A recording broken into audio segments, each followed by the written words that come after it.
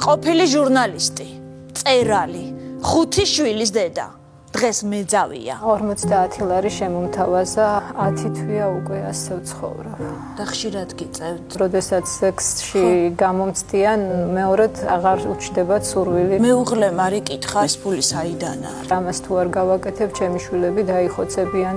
მუშაობის დაწყება გიცდიათ. რატო გააჩინა 5 შვილი, 2 გაეჩინა და მიეხედა. თქვენი უფროსი შვილები რა ასაკის არიან? 22 წლის, 20 წლის. მე ვამტყურებ მის ოჯახის წევრებს, ქმარს, შეცდომა არ დაგიშვიათ. 5 შვილი კი არ გამიშენია. რა გამოდის, რომ გამოსავალი იყო? რესტორანში ჭურჭელს გავრეცხავდი, არ მინდა რომ ეს ქალბატონი წავიდეს და ვიღაცა დაეთანხმოს სექსზე ფულით. ანუ მარიამი მეძავია?